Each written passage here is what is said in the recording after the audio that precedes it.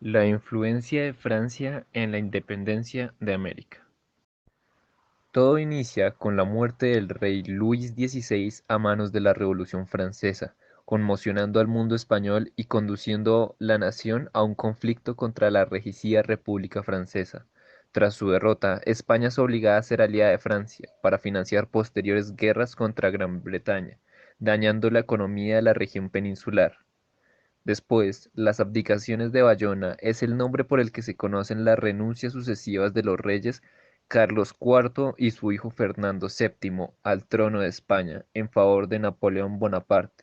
El emperador francés, poco después, cedió tales derechos a su hermano José Bonaparte, quien reinó con el nombre de José I. Tras la llegada de los franceses, Fernando autorizó unas cortes y juntas que funcionaran de manera autónoma con el fin de gobernar el país en su ausencia.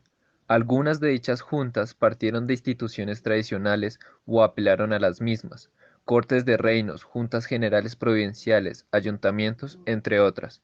Todas asumieron el poder en nombre del titular legítimo Fernando VII. La formulación de cortes y juntas permitía el levantamiento sin acudir a tesis revolucionarias, porque en todo caso, en situaciones extraordinarias, como era el abandono del trono en manos extranjeras, el pueblo recuperaba temporalmente la soberanía cedida.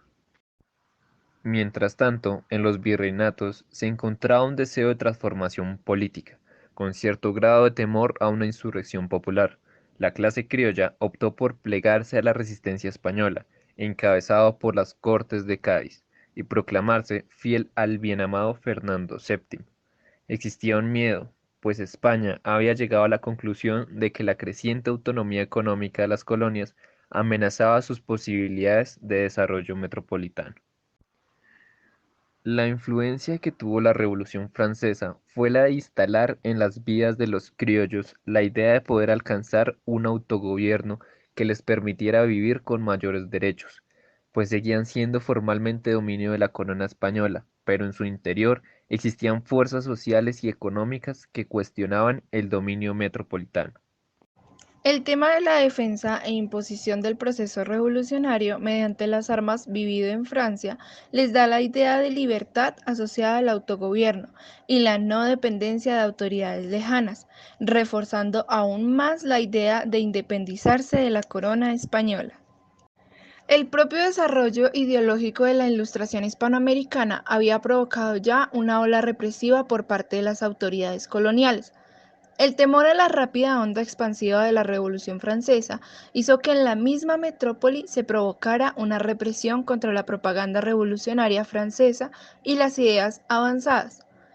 Frente a los sucesos europeos se dio la represión a las ideas progresistas y la censura a la prensa de inmediato en Hispanoamérica. Pero esto no pudo evitar que las colonias circularan papeles revolucionarios, tales como ejemplares de la Constitución francesa y copias de la Declaración de Derechos del Hombre y del Ciudadano. Estas copias fueron traducidas por Antonio Nariño, donde promovía las ideas insurgentes y había establecido un acuerdo de cooperación con Eugenio Espejo.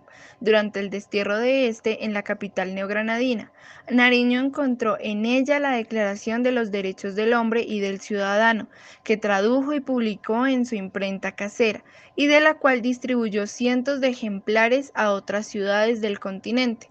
Pronto fue descubierto, apresado y enviado a España, de cuyas cárceles escaparía para convertirse en uno de los líderes de la Guerra de Independencia.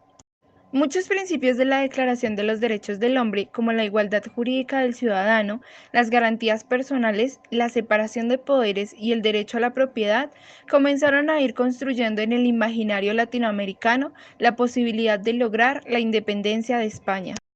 La América hispana tenía en todo caso un contacto directo con la Revolución Francesa en Francisco de Miranda, quien era por otra parte el agitador de su independencia. Formó una campaña internacional de agitación contra el colonialismo español y, lo que fue más importante, organizaría a los latinoamericanos radicados o de paso por Europa para la lucha independista. Miranda fundó la Gran Logia Americana, destinada a concentrar voluntades para la lucha independista, y tuvo como aliados a las logias lautarinas, Esta organización reconocía 5 grados masónicos. El juramento de grado de iniciación era luchar por la independencia de Hispanoamérica y el del segundo grado hacer profesión de fe democrática y abogar por el sistema republicano. Con la influencia de la Revolución Francesa, la cual para la mayoría de las personas era un ejemplo de lucha contra el absolutismo, que proveía de confianza histórica y estímulo moral, aportaba algunos principios significativos a la causa de la emancipación americana, como por ejemplo los conceptos contenidos en la Declaración de Derechos del Hombre y el sistema de fuerza armada basado en la conscripción de ciudadanos. Pero en este momento se da una gama de ideologías. Unos propugnaban la liberación de los esclavos, el reparto de tierras a los campesinos y la eliminación del tributo indígena, como en la Revolución Francesa. También se aspiraba a repartir tierras a los campesinos pobres, liquidar los derechos feudales y arrasar legal y físicamente con la nobleza. Otros aspiraban a sustituir a la corona española como algunos señores criollos, dueños de ricas plantaciones cultivadas con trabajo esclavo o de enormes latifundios beneficiados por el trabajo indígena servil. Muchos de ellos poseedores de títulos nobiliarios, aspirando a una emancipación política de España que los convirtiera en miembros de una clase dominante con plenos derechos, manteniéndola para su exclusivo provecho, cortando de un tajo la dependencia frente a la metrópoli y asumiendo el tan ansiado poder político. Concluyendo, la Revolución Francesa en América fue la ideología que inspiró una posibilidad de autogobierno. Además de la mayoría de sus cartas constitucionales, muchos principios de la Declaración de los Derechos del Hombre, como la igualdad jurídica de los ciudadanos, la soberanía popular, la juridicidad estatal, las garantías personales, la separación de poderes y el derecho a la propiedad, fueron incorporados generalmente a las leyes supremas de los nuevos países independientes, aunque en la práctica se mantuviera esencialmente la estructura socioeconómica, herencia de la colonia.